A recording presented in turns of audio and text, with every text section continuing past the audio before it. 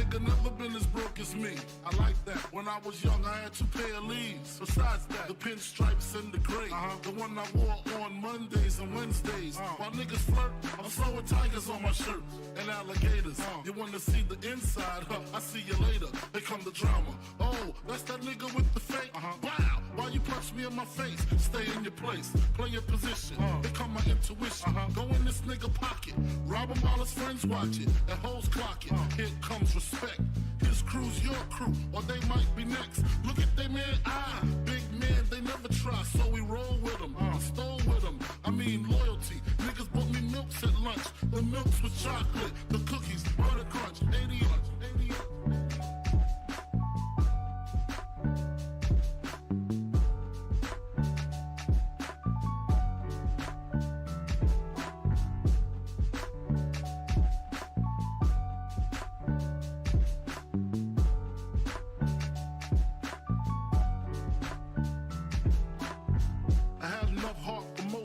Long as I got stuff for most of them soft.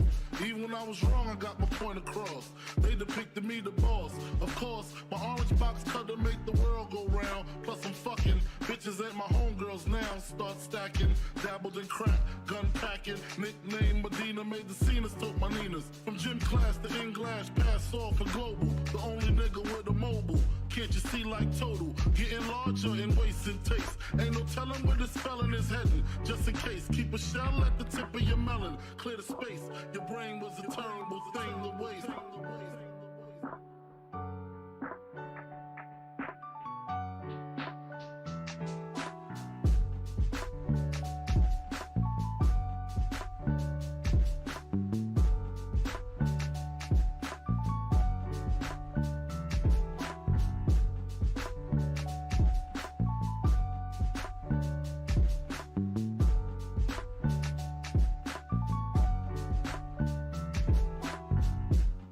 Realizing to master enterprise, and I ain't have to be in school by 10.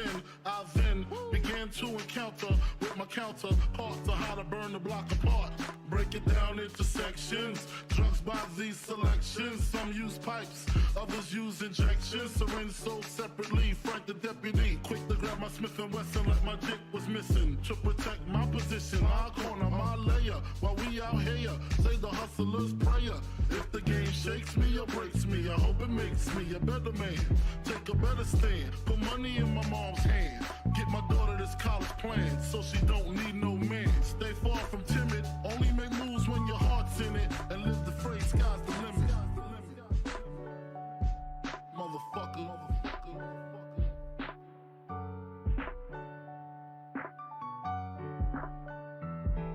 88.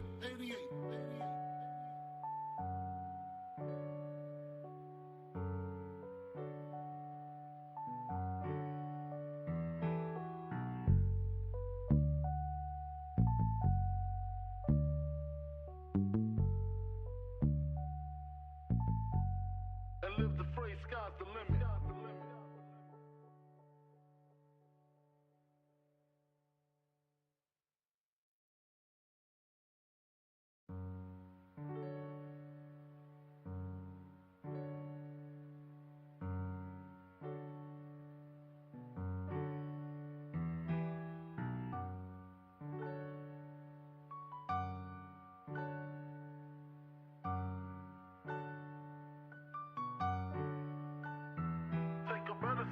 Put money in my mom's hand. Get my daughter this college plan, so she don't need no man. Stay far from timid, only make moves when your heart's in it. And live the phrase, sky's the limit.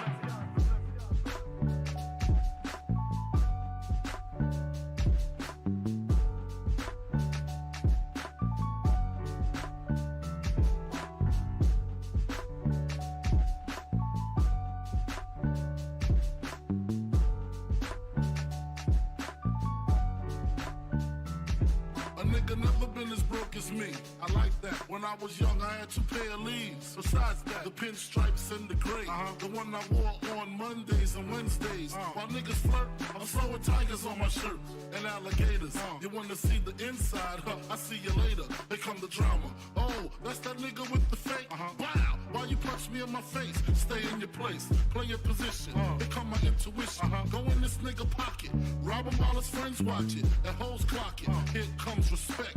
His crew's your crew, or they might be next. Look at they man, big man, they never try, so we roll with them, stole with them. I mean loyalty. Niggas bought me milks at lunch. The milks with chocolate, the cookies, butter crunch, 80.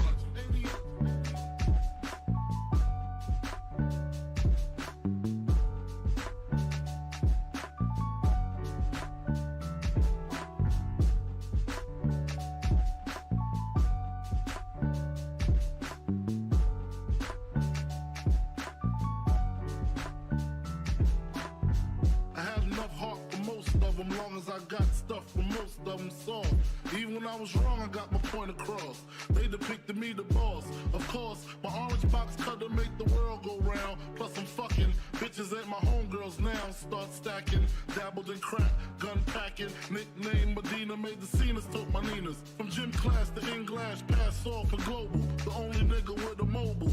Can't you see like total? Getting larger in waist and taste. Ain't no telling where this felon is heading. Just in case, keep a shell at the tip of your melon. Clear the space. Your brain was a terrible thing to waste.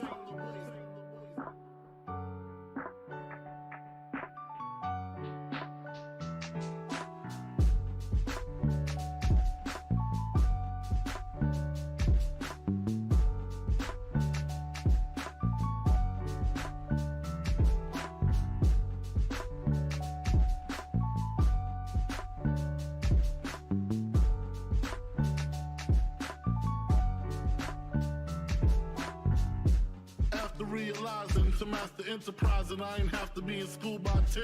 I then began to encounter with my counterparts on how to burn the block apart. Break it down into sections. Drugs by these selections. Some use pipes, others use injections. Syringe sold separately. Frank the deputy, quick to grab my Smith & Wesson like my dick was missing. To protect my position, my corner, my layer. While we out here, say the hustler's prayer. If the game shakes me or breaks me, I hope it makes me a better man. Take a better stand. Put money in my mom's hand. Get my daughter this college plan so she don't need no man. Stay far from timid. Only make moves when your heart's in it. And live the phrase, sky's the limit. Motherfucker.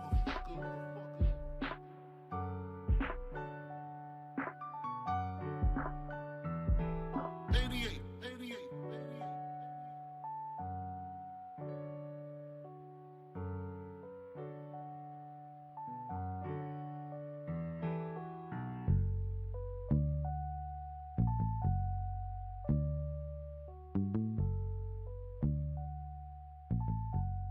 And live the phrase, sky's the limit.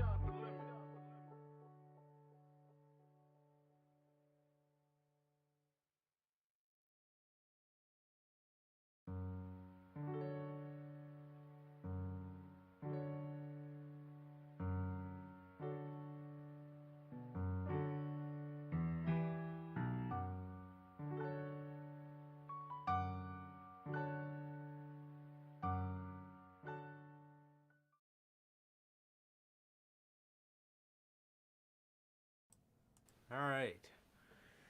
What is going on, guys? What is going on? What is up, guy? Yeah, we got Durante in the chat, bro. How's it going? What's up, man? Going, man? Yeah, I guess we'll jump right into the intro, man. So, oh God, what an awful night. Yeah, man. What is going on, guys? We are back with yet again another edition of the Notorious podcast, but more so, another episode of Notorious Unscripted, man. This is Unscripted, episode 92. This is episode 92 of Unscripted. And, yeah, man, if this is your first time watching, you guys do not know how the show works, man. Every Monday, we're on here with Notorious Unscripted. Usually after Monday Night Raw. Some Mondays, like now, we kind of got to come on here at like 11:30, just circumstances and stuff like that. Yes, right after Monday Night Raw, usually. Always here with Notorious Unscripted. And on Fridays at 4 p.m. Central, we are live with the news, man.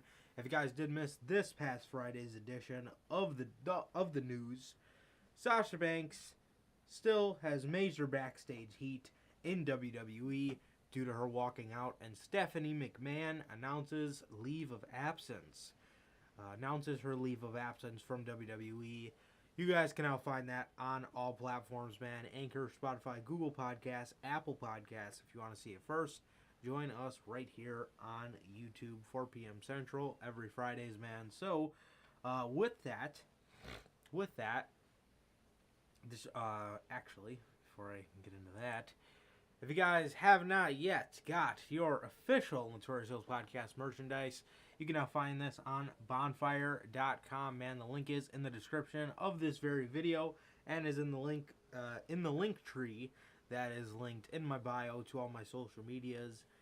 Johnny Mayhem NHP. You can see it below my face once we get back to the face cam screen, man. But you can see it below my face. You can find that in my link tree on all my socials, and it is in the link to this video. Should be at the top of the description, man. So, yes, on the left, we got the base Notorious Heels Podcast logo design, and on the right, we have the Riddler-inspired, the best-kept secret to the IWC, man. So, yeah, if you guys did not get that yet, you can now get that on bonfire.com, man. Also, if it's your first time watching, you guys do not know who we are here at the Notorious Heels Podcast. I'm Johnny Mayhem, one half of the host of this very show. And as for the other half, we got my man Sir K here. How's it going, bro? It's going good, man. It's going good. Just chilling out. Just chilling, bro. Just been doing my thing. Just ain't been doing shit, man. But I've been good, man. Durante asked, like always, man. How's life and the family? Life's good, man.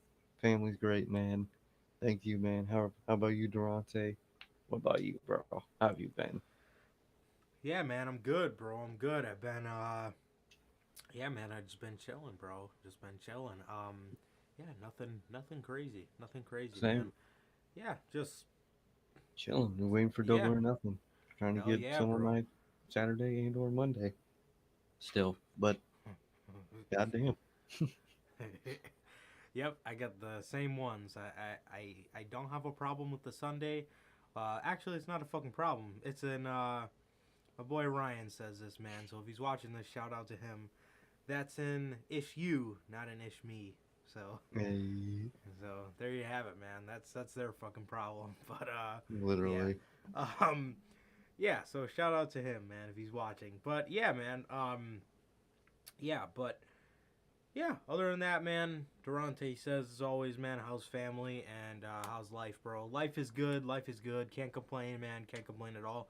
Family's good, bro. So thank you as always for asking. And what about you, my brother? So hell yeah, bro. Hell yeah. Thank you for asking as always. And yeah, man, I'm doing good, man. I'm doing good. So I guess we can get into AEW. I don't know what the fuck I was about to say. Dynamite? I was gonna say Dynamite Wednesday, I think. Well, AEW Dynamite Wild Card Wednesday. So, Wild Card Wednesday was circled around the two Jokers that we were supposed to get in the final members, the 8th members of their, respective tournaments. Say something for me really quick. I'm saying something? Okay, never mind. I just wanted to make sure it was moving. Yes, so Wild Card Wednesday was, circled around the two Jokers we were supposed to get in their respective tournaments. Obviously for the men and the women, the last member of their tournament, man. So the show opens up with Samoa Joe's music, man. So, obviously we're getting started right off to the first one. And this one was kind of the most important one. I think this one was the one that everybody was excited for. Everybody wanted to see who the 8th man in the men's tournament was going to be, more so than the women. But, yes, Samoa Joe comes out and... You got me, bro. Another problem, man. Another problem with this is AEW needs to learn when Samoa Joe gets in the ring and when his music cuts off, as soon as his music cuts off, you do not need to immediately, with no transition, go right into the next person's theme song, man. They always do this with debuting people, and it always feels so rushed. And a lot of times it can take away from the moment. And they do it again here, man, where, you know, this Joker kind of determined who the next one was going to be, because Tommaso Ciampa had, you know, put out earlier in the day that he was at Disney World with a couple of Jokers, and it was a picture of him, Johnny, and Candice. And obviously messing with the fans, a couple of Jokers. So if this one was Johnny, more than likely the women was going to be Candice, but we tried telling you guys a couple weeks ago, man, Candice is not going to be wrestling right now, man. She just gave birth 3 months ago.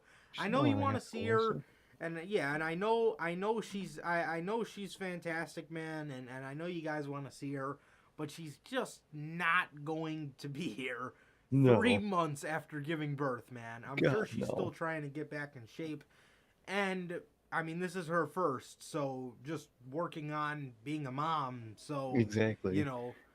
She's still trying to fit all that. Yeah, she's still trying to fit all that into her life and stuff like that. So, I'm telling you, we're gonna see Johnny before we see Candice. A while before we see Candice. Definitely. I could maybe see Candice coming in at the very earliest later this year or early next year. But yeah, I'm aiming for like maybe around this time next year for Candice, to be honest.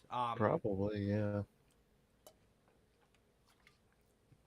So, yeah, man, AEW has a serious problem with doing this, bro.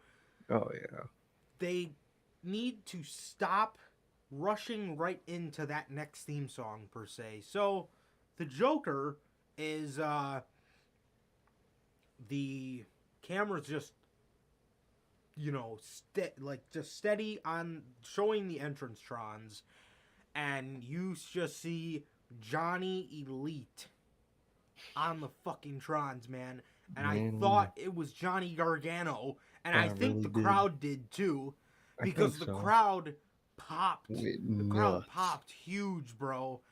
And although Johnny Gargano did not come out, who did come out was still very fucking cool, man, because Johnny Elite was none other than John Morrison, man. It was John Morrison. He was the 8th man in the tournament. Who the fuck wrote that theme song? Who wrote the theme song, bro? I didn't even hear the theme song, bro. I just heard the beginning. I heard the beginning, bro. Oh my god. That had to be a Mikey Ruckus track. I don't know who wrote that.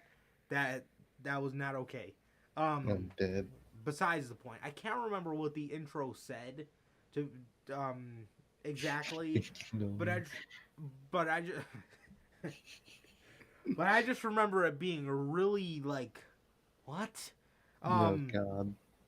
But yeah, I don't know. I don't know, man. I don't know about this man Mikey Ruckus, bro. This man's causing ruckuses. That's what he's been doing, bro. He really is. He lives up to his last name. Bro. Jesus. Yeah, so John Morrison, or Johnny Elite, is the Joker and the final participant in this tournament. I loved how they did the slow motion thing for his entrance, as they do in WWE, where he does his pose and then he moves his arm. Yeah, shit was sick. Shit was sick, man. So good to see him in AEW. He's not all elite, but yeah, it was cool one time, and I feel like we could see more of him in the future. Definitely. I think we will 100%, man. So, yes, John Morrison shows up in AEW here. Very, very cool, man. Very cool to see. Yeah, this was a great match with Samoa Joe. It was a great showing for him. And, he's a guy who can come in and take a loss in a very good match on his first match in, as to where if you were to put Gargano in this tournament, although it would have been great because immediately you're getting him against Samoa Joe, and then you're getting him against either Kyle O'Reilly or Rey Fenix, and then you're either getting him against Adam Cole or Jeff Hardy. So either way, he was going to be put in a position to put on classics, but you would have had to have him win. Yeah. And I think the way this is headed, I think Adam Cole could really use it. Being that he did just lose 2 AEW World Title matches, so that just goes to show, man, no matter what Tony Khan is doing necessarily, with a guy like Adam Cole, he has a plan to have this man redeem himself, pretty much. And yeah, so I mean, Adam Cole. Nobody looks at Adam Cole differently. I don't for losing to Hangman or anything like that. But even if they did, Tony Khan is almost immediately putting him right back on the right track here by having him win the Owen Hart Cup tournament, man. So, yes, great match here. There was a botched 450 spot in here. Kind of bad, but it happens. It happens, man. It wasn't really too bad. But other than this, man, the match was fantastic, bro. John Morrison is so fucking good, and it was just so cool to see him wrestle how he wrestles, man. Exactly. And not having to wrestle the WWE style, man, where it's obviously heavily choreographed and it's just bad. Exactly. It was very good. It was very good to just watch this man wrestle how he does, man, and he is absolutely phenomenal, man. Great match here with Samoa Joe, man, and yeah, I mean, it seems like this guy just gets better with age, man. I mean, he was damn good back when I was growing up, man, but he is still just as good now. So he has not lost a step whatsoever. And my God, it was just so good. It just felt so good to watch this man wrestle how he wrestles, man. And yeah, great thing to see, man. You love to see it. And yeah, Samoa Joe picks up the victory here against Johnny Elite. So yeah, man. Hell yeah, man. I will say, John Morrison, I mean, fucking Johnny Dynamite would have went harder as a name. Just saying. But man, it was awesome seeing him, man. They got me because the first Tron said just Johnny. That's when I thought it was Gargano. Yes, I started bro. marking out. I was going nuts. Then when I saw Elite, I kind of thought about it, like, oh, uh, is it Morrison? And then I saw Morrison. I was like, all right, that's awesome. But damn, they got me. So it's definitely awesome, man. He's more than welcome in AEW, man. But man, did they get me, bro? I thought it was Gargano, man. Shit. But Morrison was awesome. Maybe they did that on purpose, man. A little teasing. Yeah, see how the crowd reacts, because they popped hard as shit when Johnny came up on the Tron. And not saying they died down, but they settled down. They settled on a good, steady They were pop. like, oh shit. Oh, okay. Oh, okay, all right. Yep. So, it wasn't Johnny Gargano, but John Morrison's dope, man. He's really awesome. Hope to see him more in AEW, man, definitely.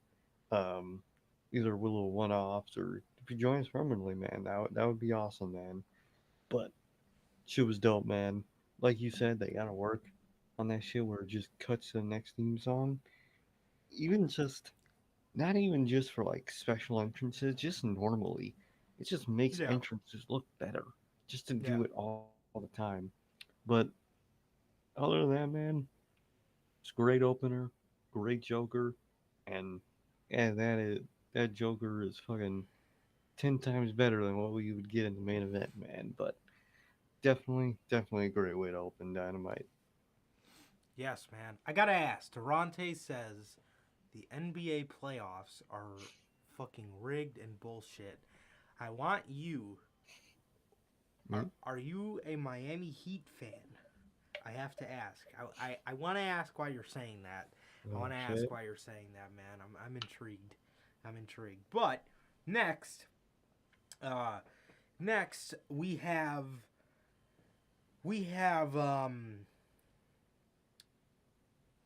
CM Punk coming out. We got CM Punk coming out, man, and he has got a uh, special guest commentator spot for the night. Uh, as he was sitting there to watch Adam Page versus I Konosuke Takeshna, I think his name was. Yeah, I think that was his name. Konosuke Takeshna, man. This dude, Dude, bruh. yeah. When they bring people from Japan over, at this point, I'm kind of numb to it. Because I'm used to a majority of these unknown people being fucking hot garbage. Yeah, just because. Like later in the night. But uh, Oh, God. I'm kind of used to it. Kind of from the Joshi era where Mm-hmm. Kenny Omega was bringing Hyping over the fuck. Okada's sister and just like all these other women that are just unknowns, and Boring. the fact that they're unknowns isn't really the problem. It's the fact that they suck. They're And just all boring. Nothing special about any of them. yeah, absolutely. And it was just very just very bad era for It was. bringing in the Joshis, and I hated that shit. just bad, man, just bad. Um, so yes, Adam Page versus Takeshna here. Jesus, this match was such a sleeper at first, and as the match got started, I was so into this shit, bro. This match Mm-hmm. was so good.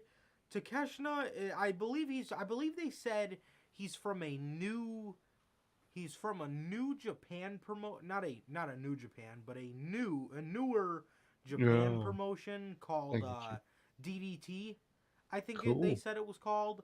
But I don't believe he's from New Japan. But yes, I believe they said he's from a New Japan promotion called I get what you mean. DDT.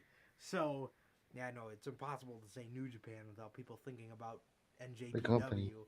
Yeah. So yes, but yeah, I believe they said he's from a newer company in Japan called DDT, man. So yeah, very good. This guy Mm-hmm. was explosive. He showed charisma, almost in not like Nakamura, but almost to that degree, almost where Yeah. all of his most of his charisma comes just from his his Way body moves. language. Yes, Mm-hmm. yeah, man, and this Dude, dude good. was incredible. This dude was very good, man.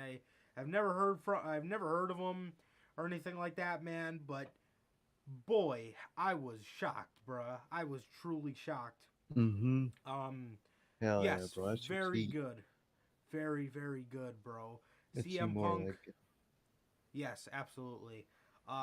Yeah, CM Punk was even praising him on commentary, man. He was praising Adam Page as just a very tough competitor.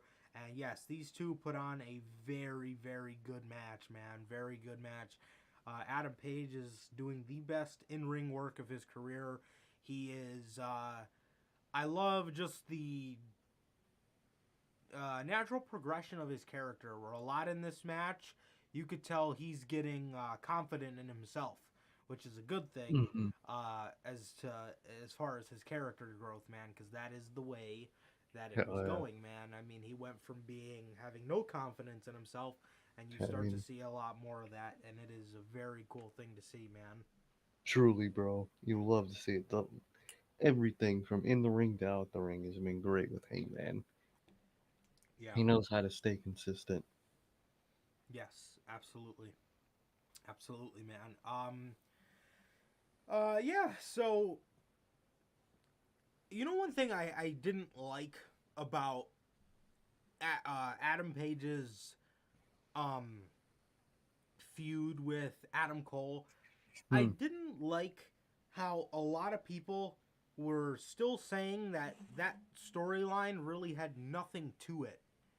I don't understand that because the whole premise of that storyline was to again play on Hangman and the Bucks Yeah, and their kind of history. So exactly. I never understood why that didn't resonate to people as to why that feud was happening. I never got that, man. I never got that. But regardless, yes, Adam Page has been doing the best, definitely the best in ring work of his career this year. Oh yeah. And yeah, it's just been incredible, man. It has truly been incredible. Yeah, so with that, yes, he does pick up the win against Takesha. He hits him with the buckshot, and then he picks him up and gets the victory with a GTS. As CM Mhm. Punk says from commentary, I got him where I want him. So I think maybe that means he is in the head, or he Yeah. knows that Page is going to do whatever he can to try to one up him instead of Mhm. just worrying about beating him. So Exactly.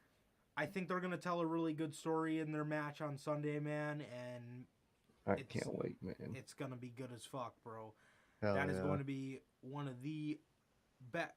It's already one of the best main events, just judging off the unpredictability of it.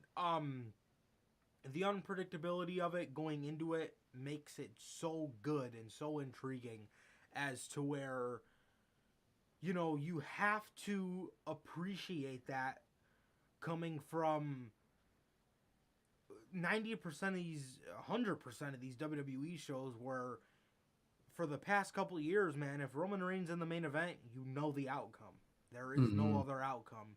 Um, On they Sunday. couldn't Mm. even let the man take a L in a 6-man when he didn't even have to Literally. be pinned. But it's so predictable, man. But at Double or Nothing, man, we're looking at a very intriguing and unpredictable, to the highest of unpredictability in a main event, man. Fantastic. Hell yeah. Truly, bro. I can't wait. It really could go anyway. Yeah, absolutely. So after the match, Hangman Page and CM Punk come face to face on the entrance ramp, and yeah, they just stared each other down, man. They just stared each other down 2 weeks, or pretty much a week and a half before their match at Double or Nothing, man. So it was very good, Hell very yeah. very good, man, very good. So yeah, awesome stuff by those two, and yeah, man. Hell yeah. Um,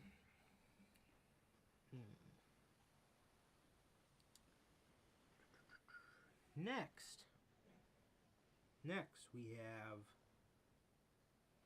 Swerve Scott. Well, Swerve Strickland.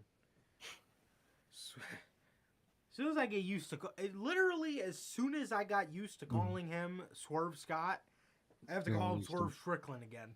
And I was Exactly. calling him Swerve Strickland for the longest time while he was in NXT. And I finally get used to calling him Swerve Scott, and now he's Swerve Strickland again. Shit ain't right. Swerve Strickland and Keith Lee come out for their match against. Was it? Yeah. Okay. Okay. I was gonna say I don't think they faced Team Taz again. They faced No. the Workhorsemen, JD Drake and Fuck, I who's honestly the can't other remember the Anthony Henry, I think his name is. one? These two got the easy victory against Oh yeah. against the Workhorsemen, and after the match, Keith Lee got on the mic, and Swerve got on the mic, and they said that they are now a top 5 ranked tag team in AEW. Team Taz would then come out and tell them, pretty much that they didn't deserve it. They tell them that they didn't deserve it, and they told them that they accused them of trying to take their spot in the Title picture. the title picture. So Jurassic Express and Christian Cage would come out, and Christian Cage, man, I think I can genuinely see him costing Jurassic Express tag team titles at Double or Nothing. I could see it. And I think we're going to go into a Christian Cage and Jungle Boy feud. Shit could be dope. That shit could be very dope, man. So Christian comes out and he says that, him and his guys have talked it over pretty much, and he is challenging not only Team Taz, but Swerve and Keith Lee to a triple threat tag team match at Double or Nothing. So for the second AEW pay-per-view in a row, we are getting a triple threat tag team match. It's dope, man. My God. Stuff like that never happens in AEW, and it's kind of cool to see. Yeah. So he also said to Ricky Starks, it looks like it's about time that you want to start challenging for real championships. I thought that was pretty good, Damn. man. Got his ass. And right at the end, Christian goes, oh, I got a good idea. How about next week we do Jungle Boy versus Ricky Starks versus the man that cost him the match for the FTW Championship, Swerve Strickland. Next, And Christian Cage Jungle, doing. Mm-hmm. Go ahead. and Jungle Boy just kind of had this look on his face like, Whoa. why the fuck would you say that? Yeah, why you just send me up like that? Like, bro, what? And like I was gonna say, Christian making that match, just throwing it out there, it seems like he's trying to wear Jungle Boy down in time for Sunday, is Yeah, a preview to point. what's gonna happen. Yeah. So it's intriguing, man. I think you're right. I think he's gonna turn on them. Who do you put the belt on? Shit, that's tough. I mean, Starks and Hobbs has been here for a minute, so they kind of, you could say paid their dues, I guess, if you want to say that. But yeah. Swerve and Keith Lee are they're an awesome team, man. They're an awesome ass team. It's tough, man. I would be happy with Tyler, to be honest. What about you? I honestly would probably put the titles on.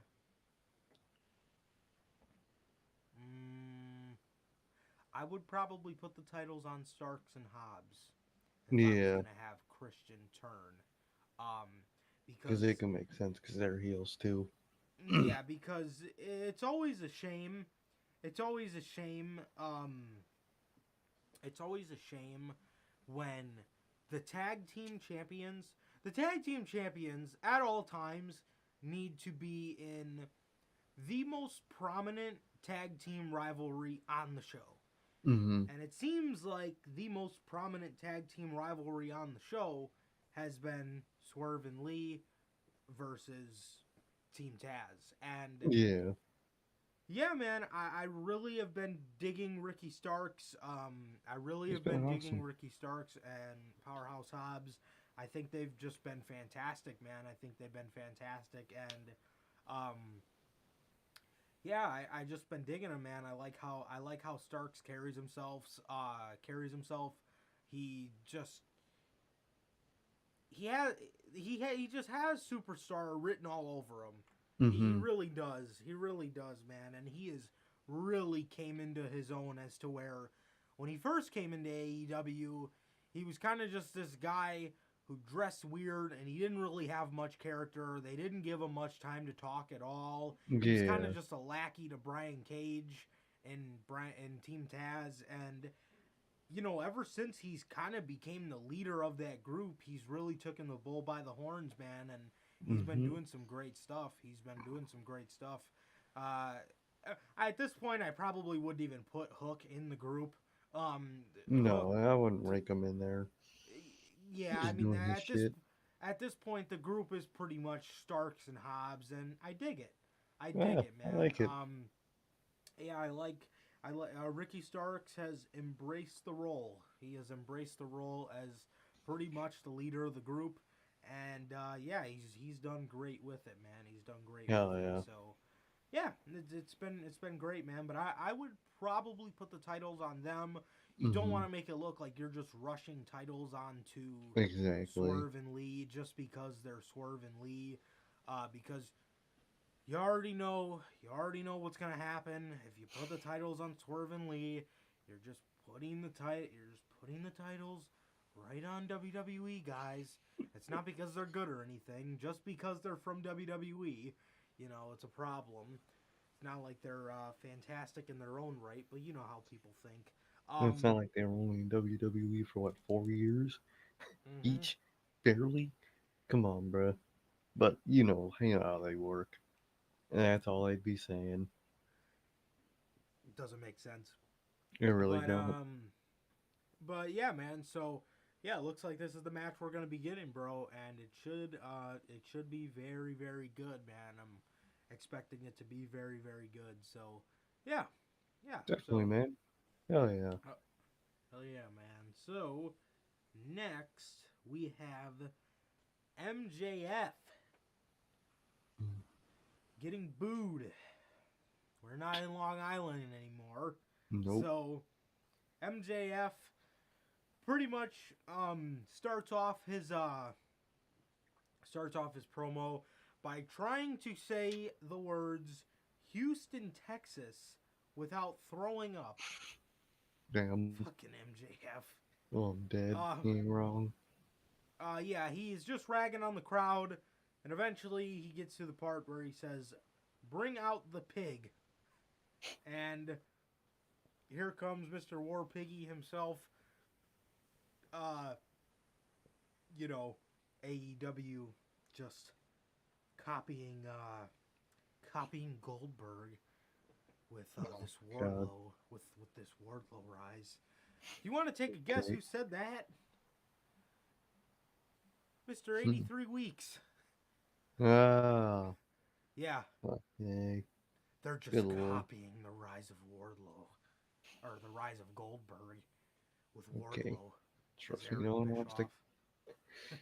Ugh, No one, no one yeah, wants to copy that motherfucker, man. no, Come on. no. The Goldberg fuck is out of a here. hated figure. Nobody. Mm-hmm. They've been if anything, you could draw more similarities to MJF's feud with Cody than Yeah. with Goldberg. I mean, Goldberg, like, what? and they're making it make sense through their own storyline, man. It's not like Goldberg didn't come in as a bodyguard for somebody and he's trying to get out of his contract. Are you saying No. that because he's walking with bodyguards or what? Because Samoa Joe It's used not to like walk with that's part of the story. bodyguards in NXT, so Exactly. I don't know And where. it's not like it's part of the story that he's walking with bodyguards. You think he's going to be doing this? And when he's fully, signed, quote unquote, probably No. not. And you know what? The only reason, literally the way that people started drawing that comparison is because the Wardlow chants Wardlow sound a lot alike from the Goldberg. It's not That like is that's the where type of people's chant that people do all the time. exactly, dude. Oh, have we not heard of Walter? Um, Walter. I mean, come on.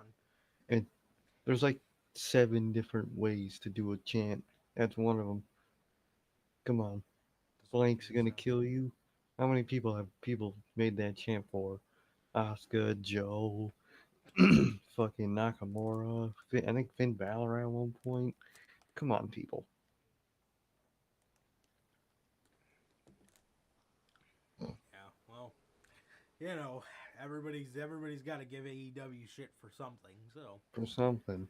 yeah, man. So we got Goldberg here. He's coming out, Mister Gold Pig. Um, yeah. So Wardlow comes out.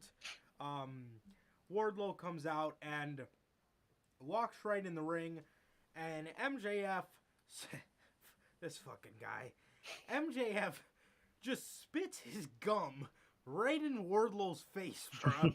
I'm like, bruh, come on, Shit. man. Oh, and Wardlow just looks so pissed. And he's like, what the fuck, man? He's like, all right, come on. So God.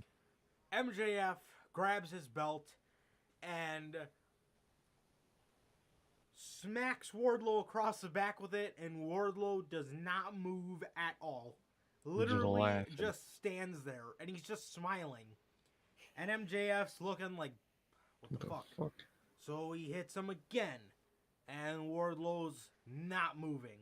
Mm-mm. And he hits him again, and now Wardlow's not moving, and he's getting even more pissed. So MJF's just getting pissed off, and he just starts rapid firing on Wardlow's back, and Wardlow's just standing there. He's chilling. literally just standing there, just taking his lashes, and after that, Shawn Spears pulls MJF away because he's wasting all of his lashes to try to hurt Wardlow, and he hands the belt to Shawn Spears. Shawn Spears gives Wardlow a lash. Wardlow kind of puts his head down. You can tell he's like kind of getting pissed. MJF's talking shit to him. He looks at MJF. He says, one more lash. So MJF lines his belt up. He's in the corner. He runs up to Wardlow. He's got his hand cocked back. He stops, and he just low blows Wardlow and just starts whipping the shit out of him. Him and Shawn Spears just start wailing on his back, bruh. They start. And, bruh, him and Shawn Spears just start, they just start whipping the hell out of this man's back. Shawn Spears does his finisher to him, the C4, I think it's called. He does his, he does his finisher. He pins Wardlow. MJF counts 1, 2, 3. Shawn Spears and him are, marking out in the ring together. And after this, Shawn Spears is apparently the Giant Killer. Where the hell did you get that from? The fuck? Talking about the Giant Killer. Yes, and it looks like they announced on Rampage Shawn Spears versus a giant. Who that man was, we will talk about that in a little bit. But yeah, it looks like Shawn Spears is the Giant Killer now. Oh. So, Or a nickname. Was Yeah. it Jericho? yeah, sounds a lot like what they used to call Mr. Cody Rhodes back in late 2020. Right after he beat Lance, and right after and right after that he beat Brody Lee, and I remember Cody got out of the limousine, and he looked at the interviewer and he said, "Man, you might as well call me AEW's Giant Killer." I remember Now that Shawn shit. Spears is using that nickname. Come on, bruh. They could do better than that. Yeah, man. So, with that, awesome segment. This has been tremendous. This week we got MJF, special guest refereeing Shawn Spears versus Wardlow inside the cage. Going to be awesome. Wardlow. I wonder how MJF is going to count to 3. Yeah. Because Wardlow's winning. Wardlow's winning this, so I wonder how they're going to book this, where MJF counts to 3, because I don't see him willingly counting to 3. No, Maybe he'll have to be Bryce forced. Remsburg comes in or something like that, because MJF's got the history with him. That's true. That could happen.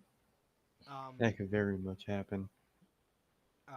Maybe I don't see him willingly counting to 3 though. I don't. No, something's gonna happen. Either someone comes down and does it instead, or he tricks MJF into doing it. Could be somehow. Something's gonna happen. Yeah, maybe. Maybe you can do a spot where like Shawn Spears accidentally like hits MJF in the head, so to say, with the chair. MJF's like all wobbly and he's not really paying attention to what's going on, and he accidentally counts to 3 for Wardlow, and he thought he was counting to 3 for Shawn Spears. Yeah, make like him all that. dizzy or something. Something like And that. then like as soon as he counts 3, have him like realize like what the hell he just did. Maybe something like that. So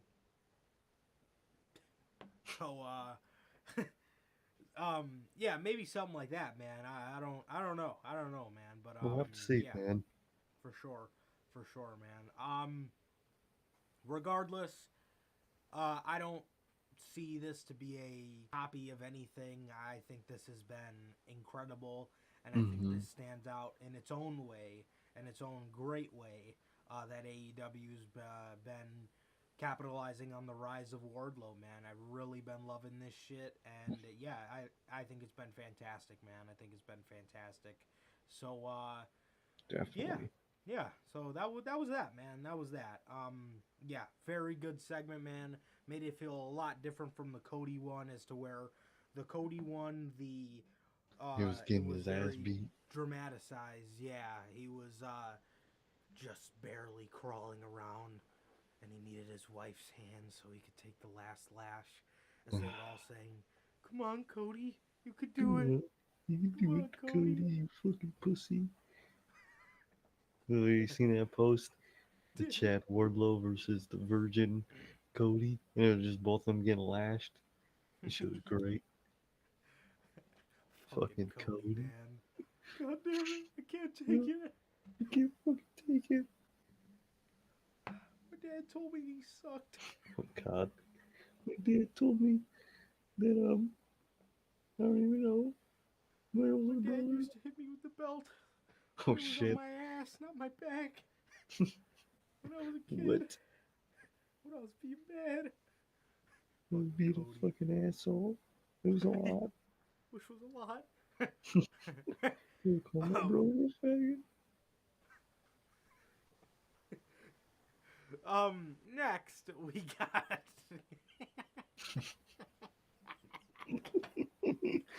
Oh, fucking Cody. Next we got, to bring the mood down, or for you to bring the mood up. Next we got Roppongi Vice. Fucking Why the kill fuck me. does Rocky Romero wear an eye patch? Is he like cockeyed or something, bruh? Like, I have no clue. every time I see him, I just think that to myself. Why the fuck is he wearing an eye patch? I don't know why the fuck he's here, bro. Punky Vice gotta be one of the worst tag teams I've ever seen in my damn life. Get them the fuck off my TV. I'd rather watch the damn fucking Street Profits. That's how bad they are. They're not, and that's not even the same company we're talking about. That's how bad they are. At least you could laugh at the Street Profits, bro, because they're walking around with their fucking mystery potion in their cup. With their fucking R. Kelly special, bro. Well, fucking Roppongi Vice is just there. Drink this. Just start wailing on him. Start beating the piss out of him, bro. Oh, God. Okay, so, anyway, yes. Trent Beretta. Trent and Rocky Romero of Roppongi Vice Garbage. are standing in the backstage area, and they say, we've almost completed, or they said we've completed a lot of tag team championships we want to win, but there's still so much more that have eluded us. They want the ROH tag team titles.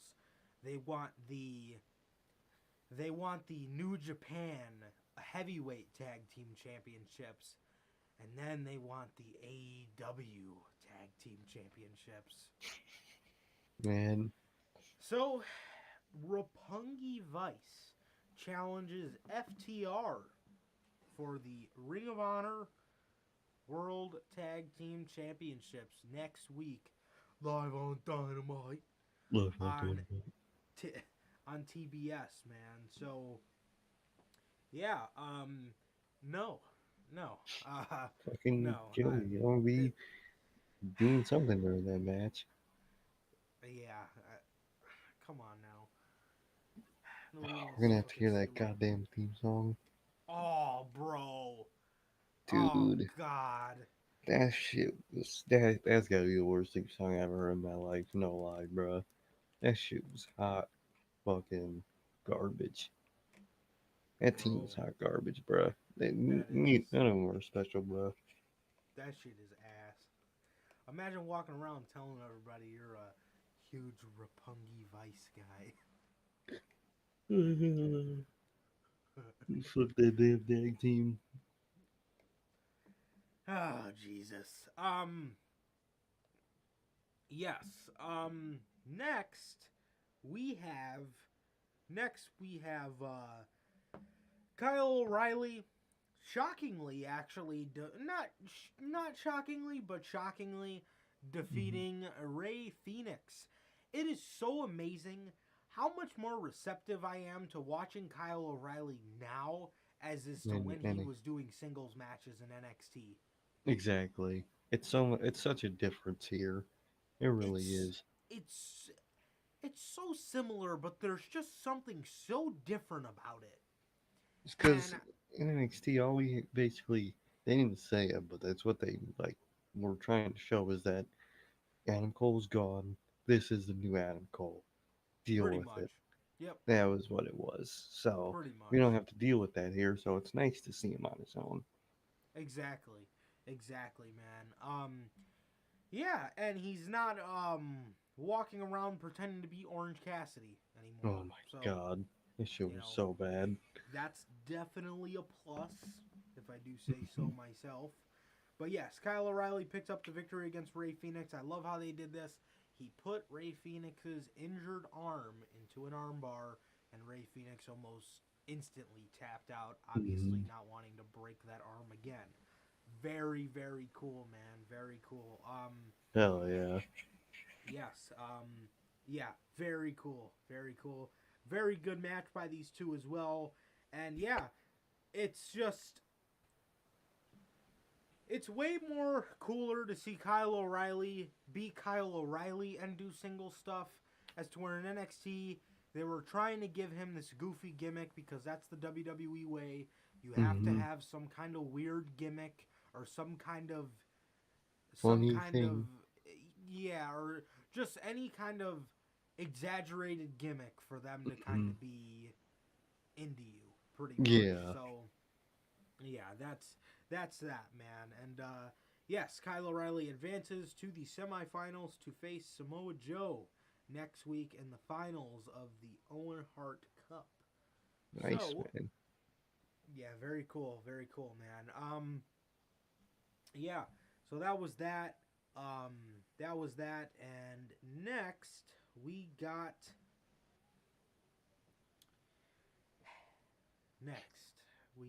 the face-to-face interaction, I think they called it. I don't know what the face-to-face confrontation, I think it was called. I figured out what Matt Lee says in the beginning of the JAS intro. Oh god. I remember I heard it. The Jericho Appreciation Society, who for over 10 weeks have been the face of sports, or have been the something of sports entertainment, or the yeah, sports entertainers or something like that. Something like that. We have the face-to-face confrontation with the JAS and the BCC and Good the lord. I don't know, Eddie. I don't know, the fucking New York street thugs. I don't know what the hell they're called. Who fucking knows those three? Who knows what they're fucking tossing up? Yeah, I don't even know. I have no idea what that means, bro. Yeah, But I have no idea what they toss up every fucking week. I'd like to regardless, know. I'm gonna ask this him if I ever meet him. Hey, bro, I ever see you do it on TV. What are you throwing up, bro? What are you ripping on TV? I don't know. I bet somebody on YouTube's got to know what the hell that means. I gotta look Yeah, it up. Yes. just Google and just what is Eddie Kingston repping? Question mark on Here, let's see. Dynamite. Let's see. Let's see.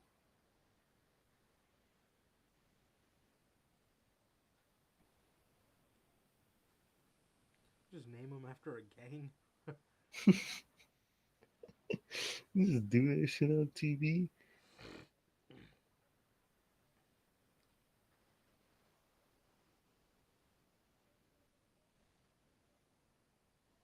I don't think Google comprehended my question. I typed in, "What does Eddie Kingston throw up on Dynamite?"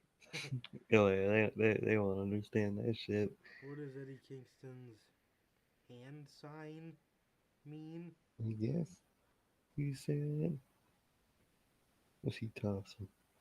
Let's see.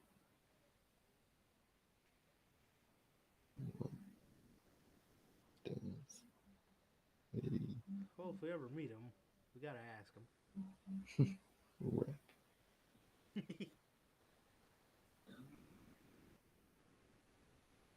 So fuck.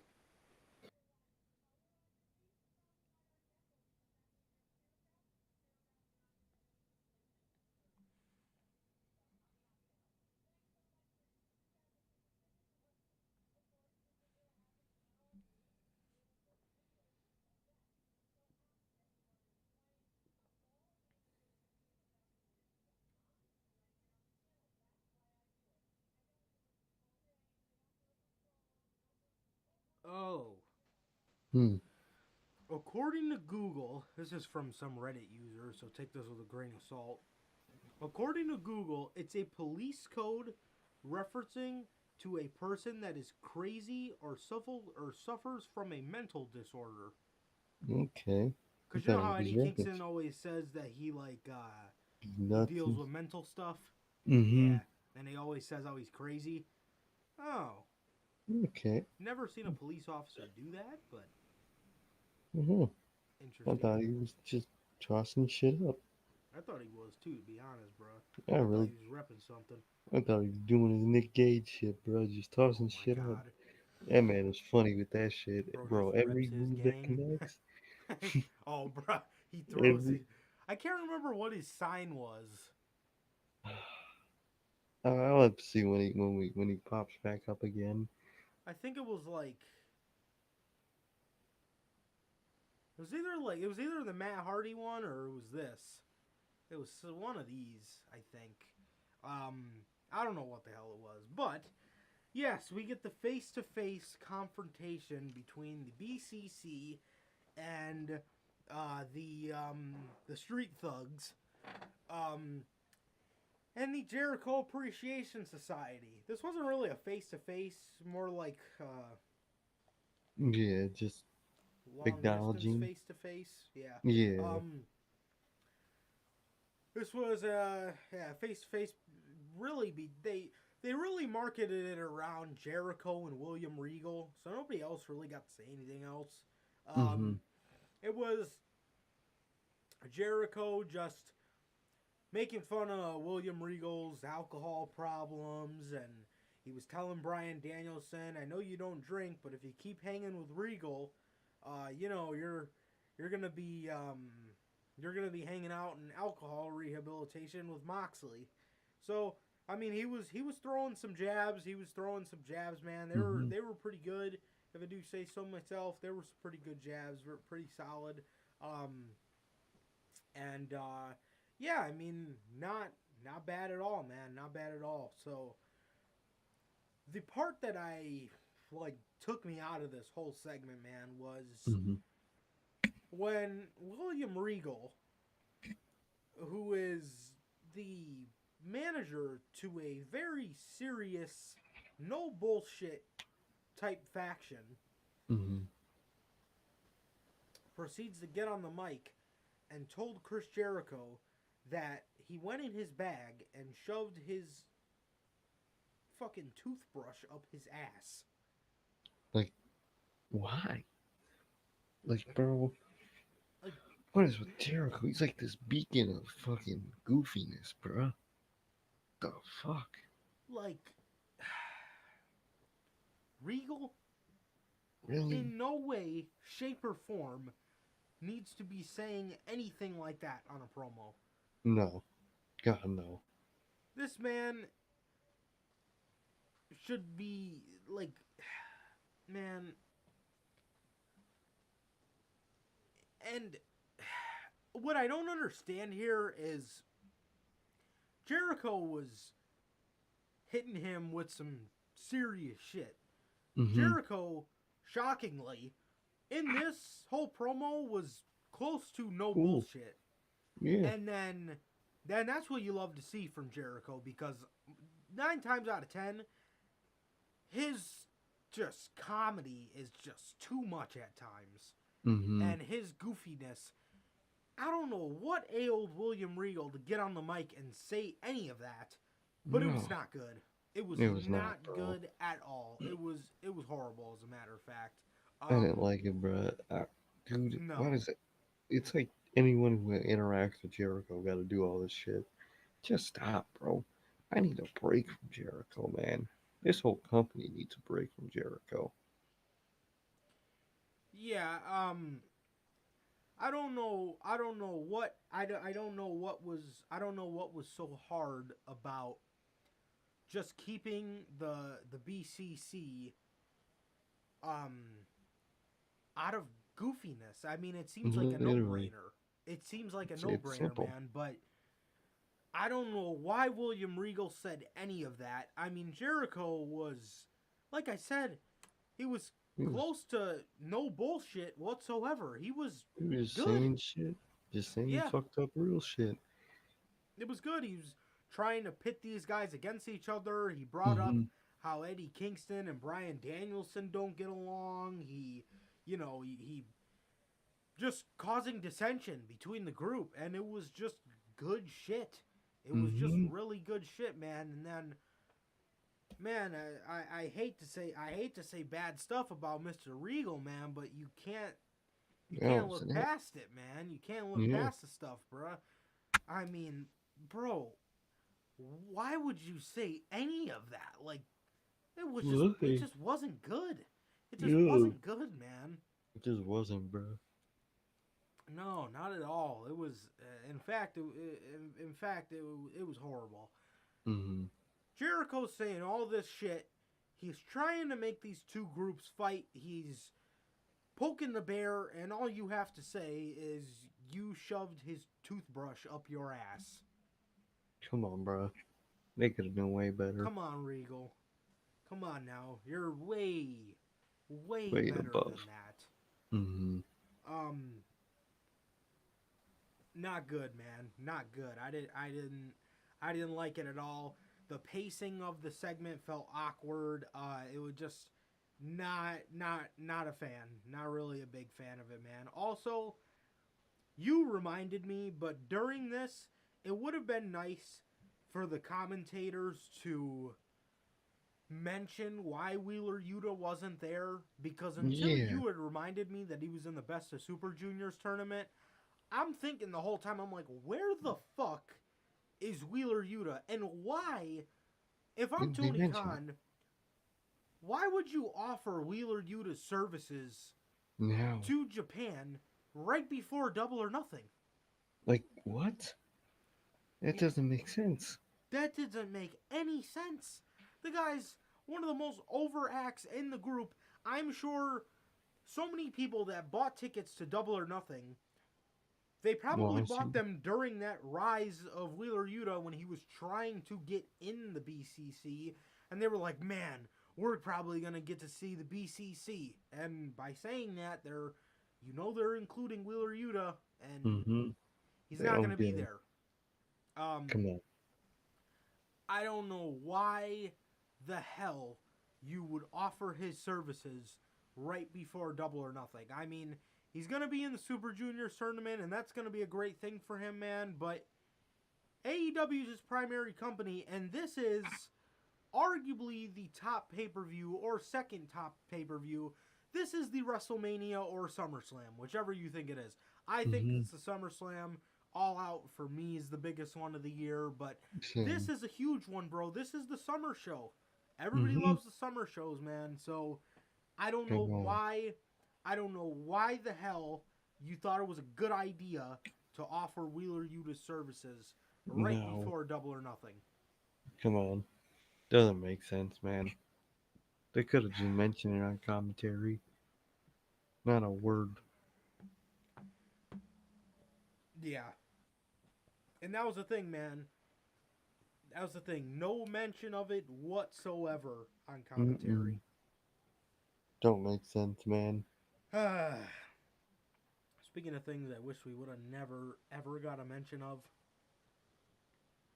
Britt Baker.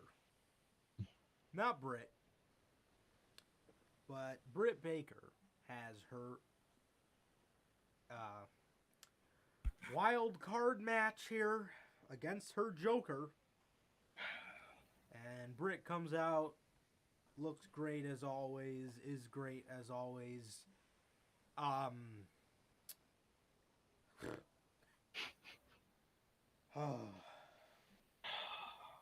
this Dude. man, Tony Khan, this fucking guy, Tony Khan, was on Busted Open Radio hours before Dynamite went on the air, and he said, well, our Jokers for tonight were supposed to be Miro and Maki Ito, and things got a lot more exciting. Meanwhile, I texted this to Sir K and Logan. I texted them that article, and I literally put, can you imagine the reaction if Maki Ito would have walked out live on Dynamite? Live on Dynamite. Well done, Bruh, mate. this And this man genuinely sent Maki Ito out on Dynamite as the in the main eighth event. woman, and the crowd went mild. The Mm-hmm. crowd was just like, what the fuck?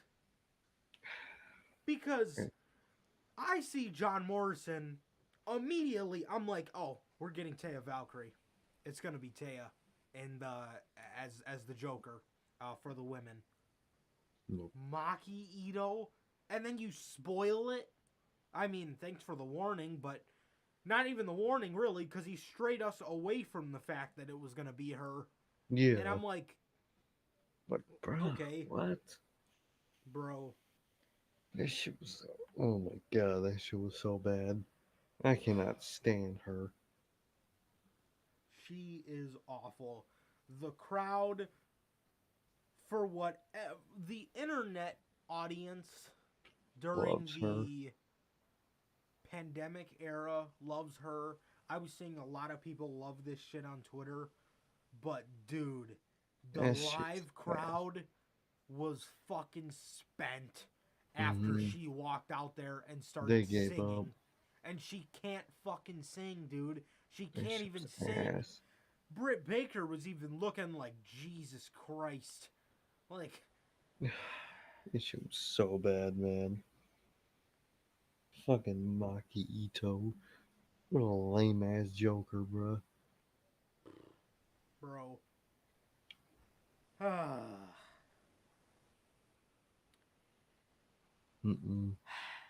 Bruh, what do you even say, man? Maki Ito, the Joker. What a joke. Bruh, you sent out a tweet right after that, and you said the Joker was literally a joke. Bro, I'm It was telling you. a fucking joke, man. That shit What was a joke. the actual hell was that, dude? Mama, Atrocious. too. The fuck out of here. You garbage ass. Maki Ito. Good fucking going, man. She's awful. Get her out of here. Enough with the jokesies, bro. See what happens when Kenny Omega's a producer? Let's get Exactly. Maki Ito. Leave this man to the video game, please. And Telling you, bro. and his work himself. Don't let that man touch the women's division, bro. Please do not. Fucking horrible, man. I mean, why did you think? And I'm so glad the crowd reacted like that, man, because they just need to know. They need to be assured. Again. Get that shit's ass. This is ass, bruh. Nobody wants to see this. Nobody wants to see Maki Ito be put in a spot where it's built up as a huge surprise. And it's Maki Ito. Wasn't right, bruh. Britt Baker made quick work of her. There was no point whatsoever in having this match. No. Britt Baker just made quick work of her, man. They said when she was coming out, she used to be a pop star in Japan before she was a wrestler. Go back Good to Lord, it. please go back to being a pop star. She's awful. She is atrocious, bro. God awful. Awful. Britt Baker wins here very easily. She puts the lockjaw in and almost immediately taps out, man. She's greeted. Toni Storm walks to the ramp, stares down Britt Baker. Britt started mocking her. That was kind of funny. She started like doing this and bobbing her head around, and it was hilarious, bruh. But I did not expect her to do that. Toni Storm was on the fucking ramp laughing. Even she thought it was funny. But yes. So yeah, man. Next we got Serena Deeb. Oh man, I did not expect this. Serena Deeb, somebody who's been very awkward with her promos. Very awkward with her live promos. Her taped promos, when she's not in front of a crowd, have a lot better pacing to them, and I think she's just more comfortable like that. But dude, this something like this goes to show that she more than likely is getting more comfortable with doing live promos, and she comes out and interrupts Tony Schiavone as and she says to him, you know, Tony, I thought we were friends. I heard you say that there was no way I could beat Thunder Rosa. She starts calling out Dustin Rhodes, and Dustin Rhodes comes out and she says, you know, after you know, however long we've been friends and how long we've known each other, I can't believe you would say that I have no shot to beat Thunder Rosa. She said, why would you say that? You know, you know more than anybody the trials and tribulations that my career and my life have brought me through. You know, I thought you were a mentor to me. You were a great friend. And then she said this one line in particular that I was just like, ugh, that got like way deeper than I thought it would. She looks at Dustin and she says, you know, you of all people know what I've been through to try to make this work in my career. She said she put breast implants in her body just to please some old perverts. And I was like, what? That's fucked. I did not know that. I did not know that. Jesus. Yeah, that I was That's like, fucked. whoa. Thunder Rosa ends up coming out, man. Thunder Rosa ends up coming out, and she goes to go after Serena Deeb, and Dustin picks her up. Thunder Rosa elbows him, and that gave Serena Deeb the shot to hit Thunder Rosa, and she escaped with her championship. So, yeah, man, very good promo from Serena Deeb. It looks like she's getting way more comfortable. It looks like she's getting way more comfortable with her live promos. And, yeah, it's a very good thing to see, man. It's a very good thing to see. And, yeah, so very Definitely good, not. man. And like I said, I did not expect that to get as deep as it would. And, man, I did not know that she did that, bro. That is sickening. That's fucked, man. It really is. Absolutely sickening, man. Nobody should ever have to do that to be successful in a company. Exactly. You know what I mean? I don't see Tony Khan making anybody do any of that bullshit. So I don't understand why he gets so much Hey, shit for his as he women's does. division. Exactly, man. Exactly. Next, I want to take you back. The year is 2022. The date is May 18th. And the time is 8:51 p.m.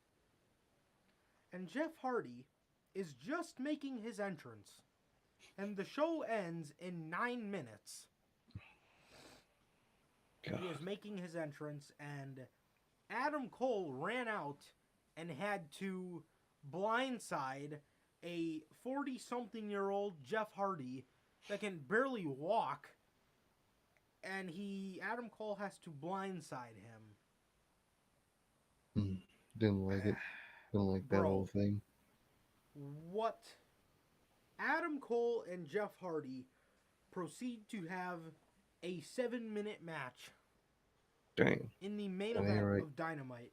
And That sounds weird. it mainly consisted of Jeff Hardy laying on the ground with Adam Getting Cole whooped. on offense. Dude, Like, if Jeff ain't ready, he we'll ain't wait ready. for you, bro. Exactly. It's okay. You It ain't is gotta rush. You don't gotta rush, man. You know what? You go heal up and then come back for your final run. Because... And I'm gonna say this now. They announced the Hardys versus the Bucks for the Double or Nothing. The Bucks... Look.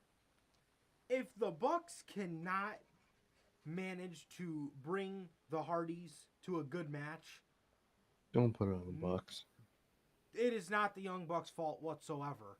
No. However, if the Young Bucks manage to get a fantastic match, as they do always on pay-per-view, if the Young Bucks manage to put on a banger of a match with these Hardy Boys, then they're truly the GOATs. They are the GOATs, bro. Because this man can't have a 7-minute match without being on the ground for like 5 of it. Exactly. Fucking winded.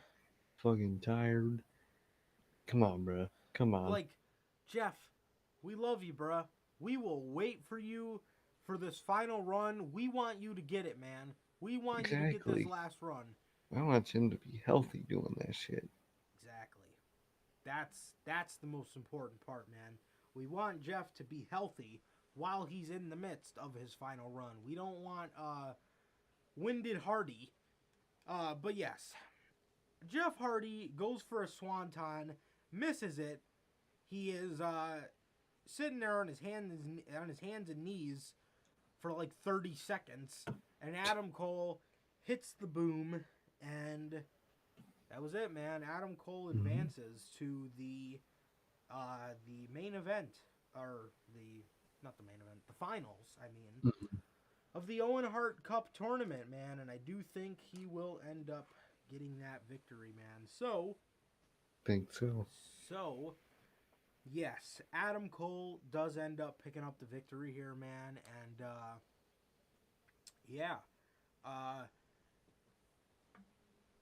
after the match, the Young Bucks came out in stared the Hardy Boys in the face. And yeah, that was that, man. That was that. And they did later announce that it obviously was going to be Hardys versus Bucks. Yeah. But man, if the Young Bucks can manage to pull a good match out of these Hardy Boys, I will be shocked, man. I will be shocked. Truly, man. But yeah, man, so that was pretty much it for AEW Dynamite. For the rundown of Rampage, man, Dante Martin and Matt Sydal face off against the BCC, Bryan Danielson and Jon Moxley, where they did pick up the victory, man. Chris Statlander defeat Red Velvet in the Owen Hart Cup for the women. Shawn Spears versus a giant ends up being Big Damo was the giant. That was pretty cool. Yeah, man, it's very cool to see him moving around like old Dane, but my God, I'm going to need him to grow that hair back. Oh, Bro, that Lord. damn fool with that shaved head. Bro, jeez, bruh. Why are you bald? Please. Just asking that. Just, okay. Why are you bald? Sammy Guevara. He's got this promo segment with Scorpio Sky. Well, more like Scorpio Sky is his promo segment. And he's interrupted by Sammy Guevara. And Sammy Guevara and Tay Conti destroy the TNT Championship. Meanwhile, AEW, as of recent, has reverted back to portraying ATT as heels and Sammy Guevara and Tay Conti as babyfaces. Makes no sense, bro. How the fuck does that make any sense? Bruh. And then they post on Twitter afterwards. Y'all said we destroyed the title anyway. So now we actually did. Can't stand those two, bro. Get them off my TV. How are they supposed to be baby faces? And It don't make sense. The championship. Championship. That Get them off my TV. bro. Sammy Guevara is like an entitled little child that lost his championship and he can't get it back. So whoever destroyed it, or so whoever has it, he's gonna destroy it so they can't have it either. Like, bro, what? That shit lame as hell. Bro. And they said, y'all said we destroyed the title anyways. I hate them. I can't stand those two. Get this shit off of my television. Good fucking God, get this shit off my television. Please. Yes. Oh, the House of Black defeated Ten, Uno, and Fuego, and Penta Oscuro. And, he came to the ramp whilst scaring the holy shit out of me. Oh, terrifying. Just so creepy. He's just so creepy, intimidating. Get the fuck out of here. With his long black leather trench coat thing. And oh God, he's just so scary. Oh, so intimidating. There's this thing right in the middle of the stage and it's covered up. I wonder what it is. He uncovers it and it's a tombstone. It says it has a Double or Nothing casino chip on it, and the tombstone says House of Black. We were supposed to get this at Revolution. Phoenix got hurt, so here we are, getting it now with the House of Black versus Death Triangle. The House of Black needs to win this, and their booking needs to pick back up, man, because... Oh, I'm sick of this. And they need to do bigger shit. Yes, I understand the BCC ever since they came into play, man. The House of Black kind of moved to number 2 with your top factions at the moment, to where they were number 1, and they were being booked pretty good. And then the BCC came along. Obviously, that group is a little more popular at the moment. It still is popular, a little more popular at the moment, and that's okay. But that does not mean the House of Black's booking needs to dip. Exactly. Yes, another 2-hour show, or not another 2-hour show, but just making Rampage live and make that a 2-hour show can really That would help benefit. a lot. And making Trios Championships. They gotta do it, bro. So goddamn, just so beneficial, and you need it. By the way, They need it. did you see that post I sent you by Pro Wrestling Tees? No. We have seen the return of the all-in merchandise. Oh yeah, did you see that? I didn't see nothing that you sent me, but I did see that. Yeah, seems fishy, bro. I was gonna send you that. All-in 2 in Tennessee. Tennessee. Oh God. All-in Tennessee, man. There you have it. Come on, bro. Don't do that. Not in Tennessee. Yeah, man. So that was the week of AEW. Solid week, man. Let down with the women's Joker. Yeah, super let down, man. Yeah, not it whatsoever. Definitely. Whatsoever, Definitely, man. And now, actually, SmackDown. I think there's maybe one thing we gotta bring up on SmackDown. Maybe, no, 2. Kind of 3. Well, if you guys have been living under a rock, the Usos, who would have guessed, are the unified tag team champions. I mean, like they said they it, fucking bro. spoiled it. RK Bro were the 2s, and they the 1s. Garbage. What the hell does that even mean? We the 1s. Like, They're the come up with ones. anything better? No, I couldn't have. Sami Zayn's been walking around sporting a Bloodline shirt on SmackDown. Remember that. That'll come into play. I've heard of that. Looks like we're getting a Ricochet versus Gunther feud. Fucking can't wait, man. Oh yeah. Oh, I can't wait so bad. I don't watch SmackDown live, but I heard a lot of people bitching about apparently another rematch between Xavier Woods and Pete Dunne. Bruh. I mean, Butch. Oh. Butch. Fucking Butch.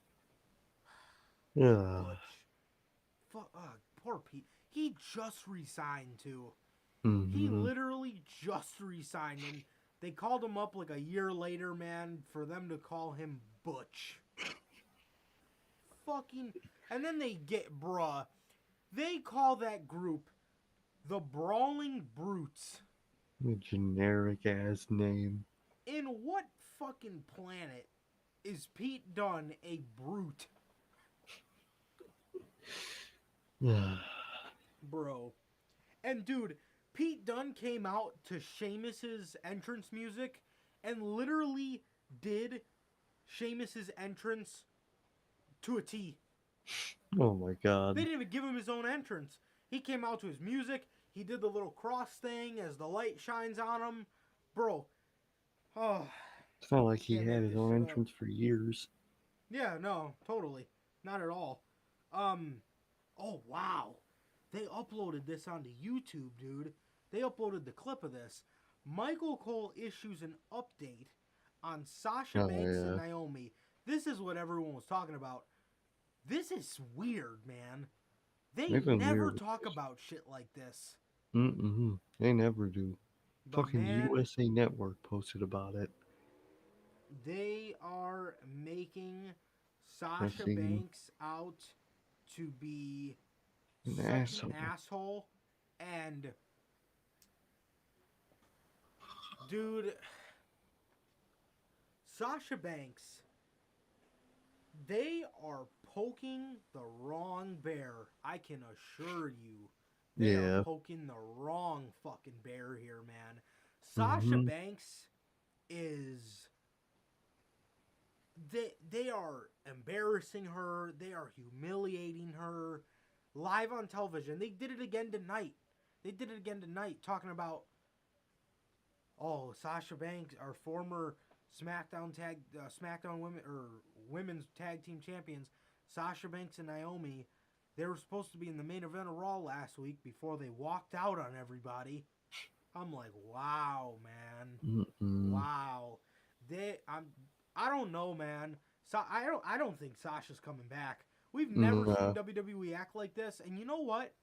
This is just so weird because I don't know exactly what Stephanie McMahon did, but if Stephanie McMahon made the business calls like this to the point where things that happened in the business, on the business side of things, stayed inside, I don't know.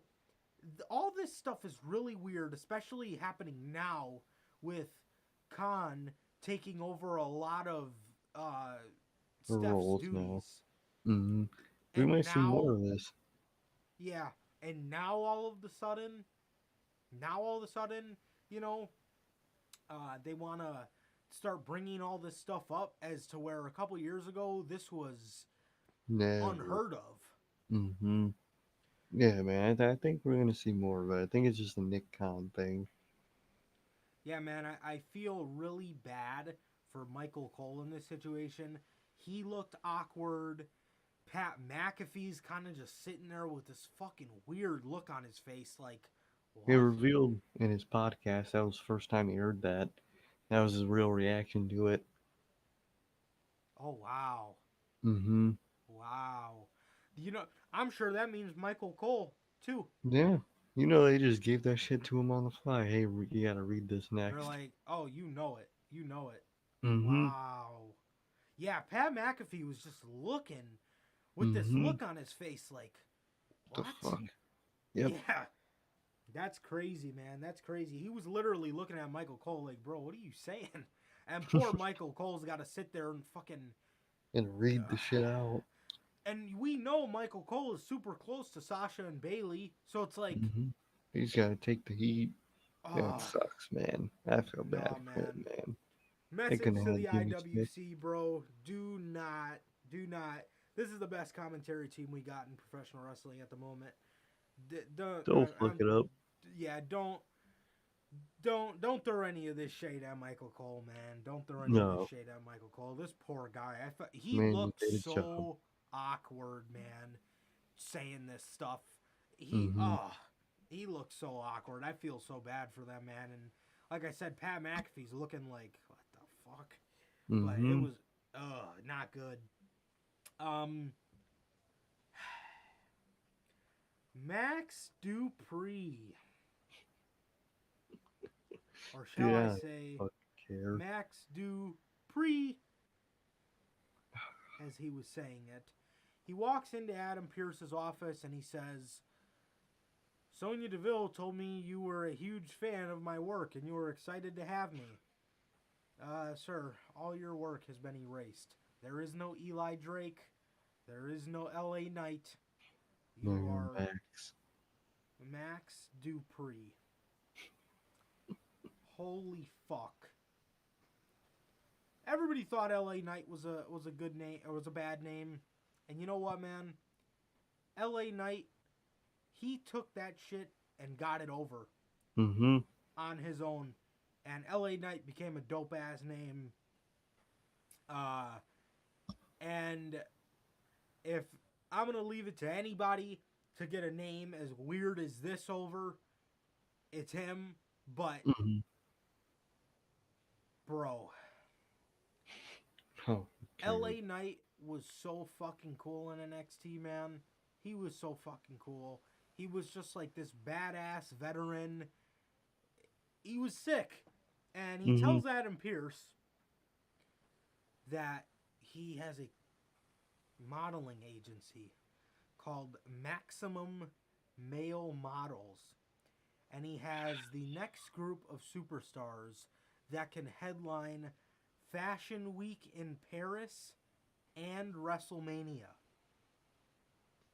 Nobody in Maximum Male Models will ever headline WrestleMania.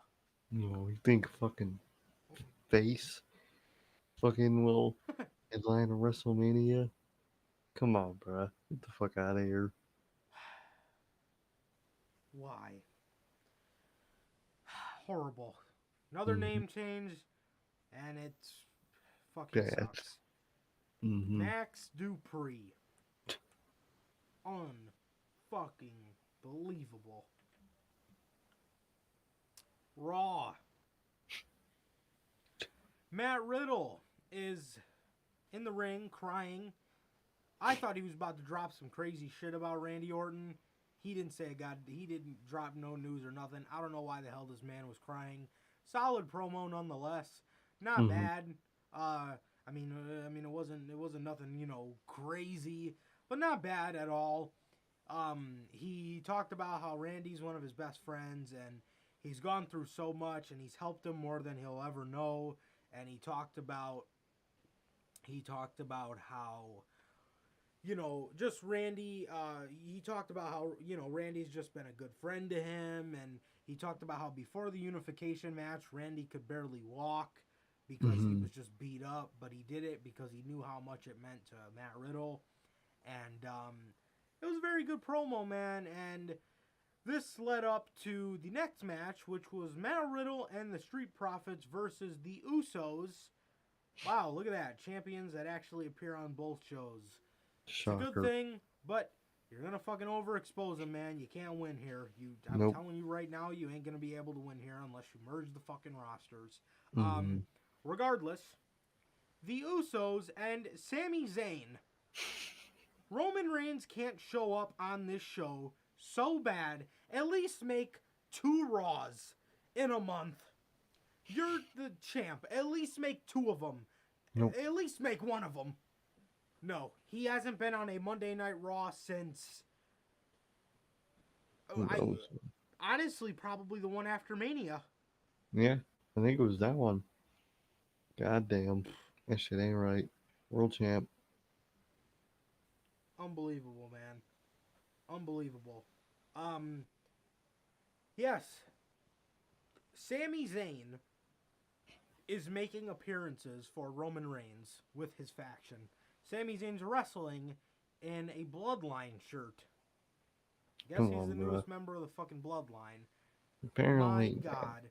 The Usos walk out on Sami Zayn, and Sami Zayn gets hit with an RKO. They make this man out to be such a god-awful wrestler, man. And Matt Riddle gets the win. And that was that. That was that, man. God damn. Next. Bobby Lashley challenges Omos at Hell in a Cell. He challenges Omo at Hell in a Cell, man, and he ends up MVP, or Bobby Lashley ends up challenging MVP to a match later in the night, which was accepted. Yeah, that was that. The Judgment Day. I told you this before we went on. Damian Priest trying to sound mean is it's the hilarious. most cringy fucking thing I've ever heard in my life. When this guy's standing...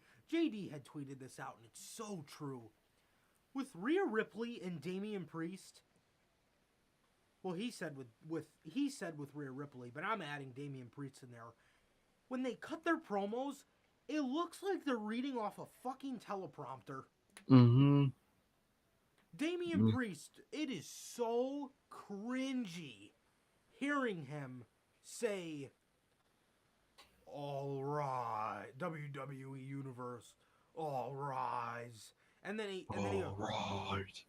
"I said, all rise." Bro, what? Bro, what are you gonna do, man? What What are the you fuck you gonna about to do? do? Like, Up this dude, barricade, bruh. you I ain't hope you you do. ain't fucking scary. Like, dude, Man, get he your was ass more out of here. scary in NXT when he had more of a reality-based gimmick. Mm-hmm. Come You on, know, bruh. Come on. bruh, who are you scaring, bruh? Who the hell are you scaring? Just Get out me. of here, dude. Get out of here, man. I don't even know what Rhea Ripley said. Literally Who just knows? generic. I can't even remember what she said, man. I'm just looking. I'm like, what? The fuck? It was, and then Edge, and Oh, then Edge. God. The AEW copying needs to stop because Already this copying man said this shit like 15 times in his promo. Join us. Ugh. And then he just starts blurting out all the names that He's he been tweeting tweeted about. Like, Mm-hmm. bruh. You He's like, lame motherfucker. he's sitting there and he's like, who's gonna join us next? Tommaso Ciampa? He said Tommaso. Oh, wow. Will it be Corey Graves? And Corey Graves just sits on commentary not saying a fucking word. Corey Graves is just chilling. I'm like, bro, they just damn. mentioned your ass. You ain't gonna say nothing? He's like, You ain't gonna say, nah, I'm busy. he's like, Alexa Bliss, Liv Morgan, Finn Balor, all the even you, AJ Styles, join us. He just kept saying, join us. Ugh. Fuck that shit, man. You know what, That man? I wrote vaccinated this it. down a couple days ago, and I wanted to bring it up on Unscripted. Bringing us back to the beginning of the show, I was thinking about this the other day. Mm-hmm. Why does WWE... I'm thinking, I'm laying in bed, man. One of those nights, you know, just have a hard time sleeping, and you just sit there just thinking about shit. I said to myself, if you open a show, and your crowd is hot, Mm-hmm. wouldn't it make sense to start the show with a match that they can get into instead of a promo that they have to quiet down and listen to? Yeah. Definitely. But I was it's thinking about that the other WWE. day. I'm like, I mean, we always bring that up in WWE. It's not like I just figured that out, but just like, I was just thinking about that, man. Like, AEW crowds are always hot. So they Mhm. open the show with a match that they can get into, and then they go into like a promo segment. With WWE, when your crowd is hot, why would you They silence just kill them? it. But I guess that's their MO. They kind of Yeah. just like silencing their crowds, which is That's just they the like it, WWE man. way. They like their control, so to them it works. Control their narrative. Mm. Don't make any fucking sense, bro. They Hate really that don't. shit. Every single week starts with a promo to set the tone. Liv Morgan and AJ Styles come out, man, and they lose to Damian Priest and Rhea Ripley because Buddy Murphy might not be okay with this. But Liv was going to do her little rope hung flatliner finisher. Edge grabs Rhea Ripley by her pants to hold her up against the rope. Liv fell down, and then Rhea Ripley just goes into her little peg pin. Which, Oh God, yeah. they just Where won she like folds that. them. They literally just won because Liv just took a back bump from the second rope. Like, Good you know her Lord. finisher, how she like sits in Yeah. the rope? She literally just fell on her back and got pegged by Rhea. Like, bruh. This group is not it. They're just so lame. I can't wait. I cannot wait to tell you. Byron Saxton might have had line of the year in this Cody Rhodes match. I swear to God, bro. Oh, good We'll get Lord. to that in a little bit, but dude, I just gotta warn you. Next, we have King's Court with Jerry the King Lawler, and his guest is Veer Mahan. Are you fucking what? And he's like, Why? first of all, Jerry the King Lawler again referred to the Mysterios as the Dominics. What a fucking idiot. Wait till you hear this shit, man. He says, "Can you give us the secret to your dominance on Raw?" He holds the mic up to Veer's mouth. Veer doesn't say a fucking word. He goes, "What sparks the problems with the Mysterios?" Not a Veer, word. again, doesn't say a fucking word. And then he goes, "The Dominics have been making fun of you. And I heard Ray said, when you walk your dog, I'm not making this up. Ray said, Yeah. when you walk your dog, people ask to pet you because you're so hairy."